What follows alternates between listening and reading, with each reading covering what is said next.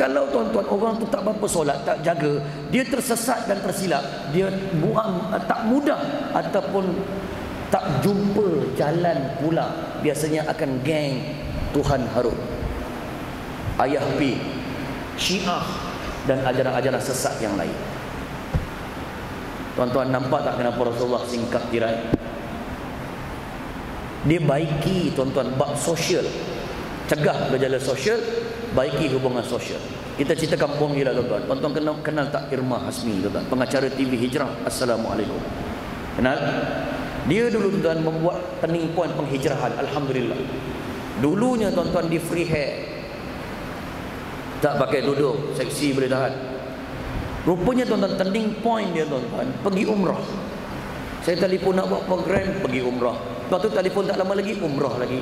Dah kahwin, umrah lagi. Pasal lah Minah ni suka pergi umrah. Rupanya tuan-tuan turning point dia berhijrah kerana pergi umrah. Orang pergi umrah tuan-tuan, aktiviti utama apa? Beli jubah ke beli kurma tuan-tuan? Jubah ke kurma? Solat lah tuan-tuan, mana pula jubah dengan kurma? Solat kat Masjid Nabawi dengan Masjidil Haram. Tuan-tuan nak solat, dia training 2 minggu pakai tudung tuan-tuan, pakai telekung, tutup aurat, tutup aurat, tutup aurat, pakai telekung, pakai telekung, pakai telekung, 2 minggu waktu umrah. Sampailah habis nak umrah tu, dia nak free hair balik, nak buka aurat balik. Dia terdetik kat jiwa dia, Allah ni suruh aku tutup aurat dalam solat dan luar solat. Siapalah aku nak tipu Allah, sedangkan Allah mengetahui zahir dan batinku. Dia pun memilih untuk terus kenakan tudung kepala dia. Dia kata hati dia lebih tenteram dan dia rasa lebih selamat. Terus dia rampas oleh TV Hijrah untuk jadi pengacara. Assalamualaikum, nasib baik aku yang tak rampas. Tuan-tuan, dia pun dah ada anak, aku gurau je. Tuan-tuan, itu baru bab sosial, belum lagi bab ekonomi. Ada juga ustaz, bab GST kangkung ada. Tuan-tuan, saya ni pernah bawa orang bawa umrah sama saya belajar lagi kat Jordan. Ada sekali pergi musim haji tuan-tuan, saya tengok seorang pakcik Arab tu dia jual kopiah tau. Masa dia jual kopiah tuan-tuan, saya tanya, masa ni musim haji terkenal dengan musim markup harga. Hotel mahal, makanan mahal, barang mahal, tapi tetap ada pembeli. Itu sebab dia angkat harga. Pakcik ni tuan, saya bincang-bincang dengan dia, pakcik Arab lah. Cakap Arab dengan dia, dia bisnes hanya sebulan je musim haji, lepas tu 11 bulan tak kerja, punya malas. Tapi nak tahu tuan-tuan berapa pendapatan dia? Pendapatan dia 40,000 rial. Rial dengan RM lebih kurang je. Tuan-tuan, kita kalau gaji 2,000 pun 12 bulan baru berapa? Baru 24,000. Dia 40,000. Jual apa? Kopiah. Saya kata betul ke pakcik ni? Saya intai daripada jauh tuan-tuan. Intai daripada jauh, memang ramai orang beli kat dia tuan. Orang Malaysia pula beli bukan selain dua, sebandel, 2 bandel. Sebab sambil-sambil balik dekat Malaysia, orang yang ziarah dia boleh bagi air zam-zam, bagi juga kopiah. Hanah bagi anak kau. Tuan-tuan, saya menganalisa, rupanya betul. Kopiah dia habis, tukar lagi stok baru. Kopiah dia habis, jual mahal, habis. Rupanya orang Mekah teruja nak solat. Bila orang Mekah teruja nak solat, dia memerlukan kelengkapan solat. Betul ke betul? Dalam konteks tadi kopiah lah. Dalam konteks yang lebih besar, serban, telekung, kain plekat, sejadah. Tuan-tuan bayangkan orang seluruh Kuala Selangor teruja nak solat. Bayangkan. Kuala Selangor kecil sangat tuan-tuan. Bayangkan seluruh Selangor teruja nak solat. Selangor pun kecil benar tuan-tuan. Bayangkan satu Malaysia teruja nak solat. Teruja macam orang Mekah. Mestilah mereka memerlukan kelengkapan solat. Betul tak betul? Takkanlah kelengkapan solat tu jatuh daripada langit. Mestilah jatuh daripada kilang-kilang memproses peralatan solat. Betul tak tuan? Bila orang Malaysia semua teruja nak solat, banyak tak kilang-kilang memproses peralatan solat timbul? Banyak tak? Bila banyak kilang memproses peralatan solat, banyak tak peluang pekerjaan tuan-tuan? Bila banyak peluang pekerjaan tuan-tuan, tak adalah sport rim kita kena rimbat. Tak adalah rumah kita kena pecah masuk. Tak adalah beg tangan kena ragut. Sebab dia orang ni sibuk bekerja dekat kilang-kilang memproses peralatan solat. Sebab orang Malaysia semua teruja nak solat. Dia orang ni pun tuan-tuan ada nafsu juga. Nafsu besar, duit tak ada, itu yang pecah rumah, itu yang ragut. Tapi bila dia ada kerja dekat kilang-kilang memproses peralatan solat, sebab orang Malaysia semua teruja nak solat, dapatlah duit sikit. Bila dapat duit sikit, bolehlah installment dekat Coach Member, installment motor kat kedai yang semurah 500. Nampak tak tuan-tuan? Kemudian tuan-tuan, kilang pula laku dan banyak sebab orang teruja semua nak solat. Kilang pula bila untung, LHDN kata dia kena bayar teks ke tak? Dia kena bayar 20 hingga 30%. Disebabkan orang Malaysia semua teruja nak solat, kilang pun maju tuan-tuan, dia pun bayar teks kepada negara. Bila dia bayar teks kepada negara tuan-tuan, negara pula tuan-tuan dapat hasil tu tuan-tuan, dia bayar balik kepada siapa? Dia bayar balik kepada rakyat, bagi air percuma, kanak-kanak susah sebulan bagi tadika RM50, anak lahir bagi duit lagi, masuk universiti bagi duit, shopping percuma lagi, nak mampus pun bagi duit. Seronoknya lah kat Selangor ni tuan, padan muka negeri lain. Maknanya apa tuan-tuan? Kalau solat, ekonomi maju ke mundur tuan-tuan? Nampak tak kenapa Rasulullah singkap tirai? Itu baru sosial dan ekonomi, belum lagi politik. Ada juga ustaz. Ini bukan politik kepartian yang sempit. Politik ni pentakbiran dan urus takbir. Tuan-tuan, bila kita sembahyang berjemaah, ada imam, ada makmum, betul tak? Imam sebagai manusia biasa tak mustahil melakukan kesilapan. Kadang-kadang lupa rakaat, kadang-kadang terkentut, kadang-kadang lupa bacaan. Makmum kat belakang buat apa tuan-tuan? Dia tegur. Tegurnya dia sebut apa? Subhanallah. Kali pertama tegur tuan-tuan, kadang-kadang imam tak perasan. Dia rasa, aku rasa macam ada orang sebut subhanallah, tapi aku rasa rakaat aku betul, aku tak terkentut, aku rasa aku tak batal. Alah, itu mungkin perasaan aku je kot. Dia tak perasan. Rupanya makmum nampak kain Tok Imam koyak, seluar dalam tak pakai. Makmum nampak, alamak bosanya mam. So dah batal, dia tegurlah subhanallah tuan-tuan. Tapi Tok Imam tak perasan tuan-tuan. Apa makmum buat? Dia buat teguran kali kedua, subhanallah. Barulah Tok Imam perasan, betul lah, bukan sangkaan, memang ada orang tegur. Dan imam pula kena faham teguran makmum. Jangan pula makmum kata subhanallah, imam terkebil-kebil alhamdulillah. Nampak sangat tak faham tuan-tuan. Itu sebab tuan-tuan, kitab-kitab ni, cerita ni ada kat dalam kitab-kitab fiqh fardiyat. Fardiyat ni macam ni, kalau berlaku macam ni, berlaku macam ni. Kalau berlaku macam ni, buat macam ni. Kalau berlaku macam ni, buat macam ni. Ada setengah ulama tak suka kitab ni, sebab dia kata biar berlaku dulu baru aku keluarkan fatwa. Tapi ada setengah ulama suka. Pasal apa? Sebab dia kata menyediakan payung sebelum hujan. Kalau ada berlaku, senang orang nak rujuk kitab ni. Katalah dah tegur kali kedua tuan-tuan, Tok Imam masih lagi tak resign, dia pertahankan jawatan dia. Apa makmum kat belakang nak buat? Tegur kali ketiga tuan-tuan, subhanallah. Banyak lagi tuan-tuan, kalau boleh ramai lagi dan kuat. Tuan-tuan, 3 tu dah lambang banyak dah tuan-tuan. Tapi kalau 3 kali dah tegur dah tuan-tuan, masih lagi Tok Imam mempertahankan jawatan, makmum nak buat apa? Tuan-tuan, makmum tuan-tuan yang duduk kat belakang tu, sebab tuan-tuan kalau boleh duduk masa Tok Imam, dia makmum dia betul-betul duduk kat belakang. Yang belakang tu pula faqih, senang. Dia kalau duduk macam ni payah. Kalau duduk macam ni sebagai contoh, imam katalah terbatal, dia pusing belakang, dia terpaksa tunjuk salah seorang sebab dia duduk macam ni untuk menggantikan dia, tunjuk. Tapi kalau duduk kat belakang, dia dah tak payah tunjuk, orang tu terus naik. Imam yang orang tu tunjuk, orang yang ditunjuk tu jangan pula rendah diri, aku tak layak, silalah. Jangan pula tuan-tuan. Tapi kalau dah 3 kali tegur tuan-tuan, imam masih lagi tuan-tuan tak nak resign, makmum kat belakang buat apa? Dia kena duduk rapat dengan Tok Imam tuan-tuan, yang duduk belakang imam tadi, menandakan imam kau dah batal. Imam pula jangan pula apa, nak rampas jawatan.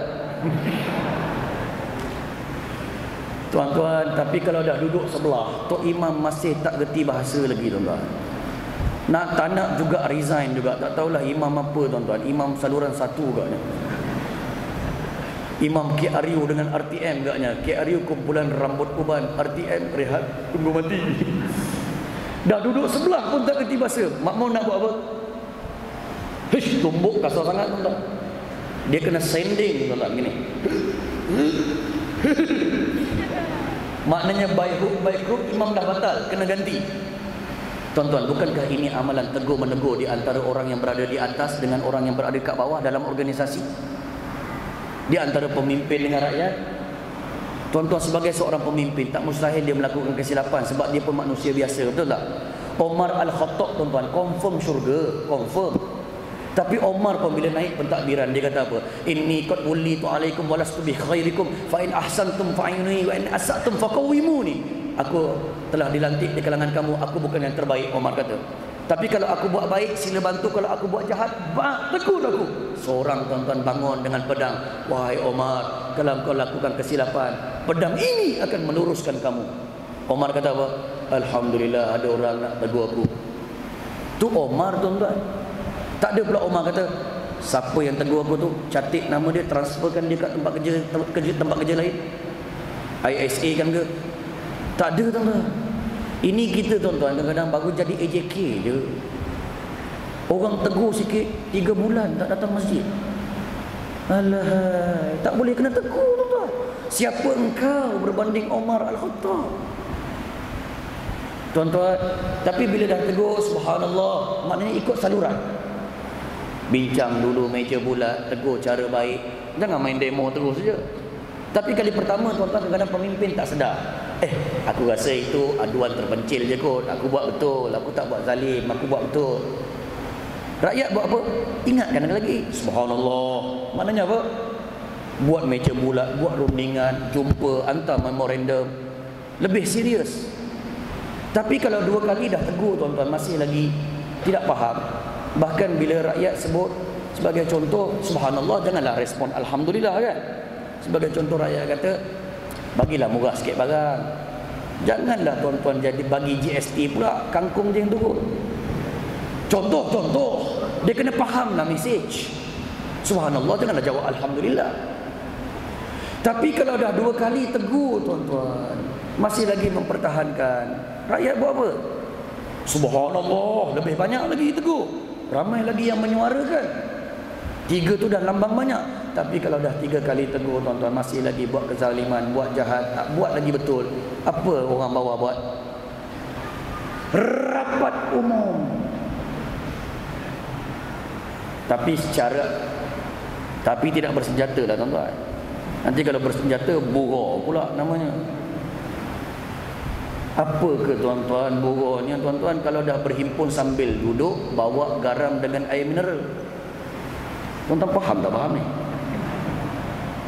Saya cakap ni sama je, tuan. Pemerintah ke pembangkang ke sama. Saya ni orang akademi. Kalau pembangkang buat macam tu juga sama. Kalau pemerintah buat macam tu juga.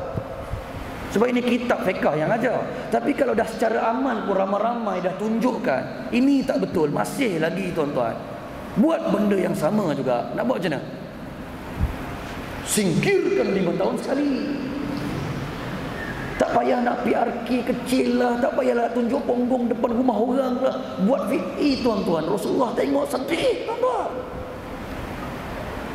Tuan-tuan nampak tak kenapa Rasulullah singkap tirai? Sebab dia cover 3 aspek besar manusia: sosial, ekonomi dan politik. Soalan yang lebih penting, tuan-tuan, bagaimana solat jemaah dekat masjid daerah ni, tuan-tuan? Bagaimana solat jemaah kita, tuan-tuan? Saya tak heran sangat kalau penuh masjid daerah dengan geng KRU, dengan RTM. Sebab itu memang fitrah dia nak menghadap Allah tak lama lagi. Yang muda mana yang muda? Yang saya cerita bukan orang muda sini, janganlah marah. Ini orang muda Mongolia dengan Perancis yang kuat makan kangkung. Orang muda sini, tuan-tuan, penuh sampai ke belakang subuh. Tuan-tuan, itulah yang saya boleh simpulkan, tuan-tuan. Maaf terlajak, tuan-tuan. Jadi oleh sebab itu, tuan-tuan, saya simpulkan balik, tuan-tuan, kita punya pertemuan pada malam ini. Cinta Nabi ini, tuan-tuan, kelahirannya pada musim Rabiul Awal, dan kejadian pelik bukan tak sengaja, disengajakan oleh Allah sebab nak menunjukkan yang lahir ini adalah insan yang hebat. Apa yang hebat ajarannya? Apa yang unik? Sebab ada sunnatullah dan syariatullah. Kesimpulan kedua, tuan-tuan, Nabi yang hebat ini, tuan-tuan, kita kena cinta yang maksimum. Sebab Nabi sendiri telah mengetuk pintu-pintu rumah kita dengan cinta Melangkaui 2014. Tak pernah jumpa kita, tapi nak jumpa kita. Kita buktikan cinta itu dengan selawat, dengan KPI yang paling minimum. Jangan pandang ringan juga selawat, tuan-tuan. Tapi selawat ramai yang boleh buat. Cinta yang sebenar, tuan-tuan, adalah mengikut apa yang Nabi buat, tinggal apa yang Nabi larang, ikut syariat yang Nabi perjuangkan. Tuan-tuan, 12 Rabiul Awal, tarikh kewafatan Nabi, Nabi fokuskan kepada solat jamaah. Dalam banyak-banyak nak ikut tu, fokuskan dahulu solat jamaah, tuan-tuan. Sebab rupanya solat jamaah yang Nabi singkap tirai, dia cover aspek manusia yang besar, sosial, ekonomi dan politik. Selamat menyambak maulid Rasul dan mencampakkan cinta Nabi yang bersanatan dalam jiwa kita dan boleh mencontohi Nabi dalam kehidupan kita. Maaf tuan-tuan, terlajak kata, terlajak masa, terguris rasa hanyalah daripada hamba Allah yang dhaif lagi hina ini. Tuan-tuan maafkan saya tak? Lepas ni boleh makan giabok. Sekian dahulu. Kalau nak kontak saya, type je mantap.com.my. Ada nombor telefon, ada nombor Facebook, ada nombor email, Twitter pun ada. Kalau agak-agak nak tuan-tuan privacy sikit, type je kat Facebook Ustaz Zamri fanpage. Kalau keluar muka yang handsome tu, akulah. Tolong like. Ya, tuan-tuan, saya dah kerja sendiri, training konsultan, mantap-mantap tu syarikat akulah. Dah ada 15 orang staff. Kerja sendiri, tak takut melainkan Allah. Cewa. Jadi tuan-tuan, kalau nak kontak, ambil nombor tu. Okey, saya full time bekerja sendiri. Wabillahi taufiq wal hidayah. Assalamualaikum warahmatullahi wabarakatuh. Wallahu a'lam bissawab. Tuan-tuan dan puan, yang tidak kita telah lebih daripada 2 jam, hampir 2 jam setengah untuk mengenal Ustaz Zamri yang dapat bersama kita dengan berbagai keretah dan juga berbagai kawan, tapi dalam masa yang sama menyampaikan mesej yang cukup berkesan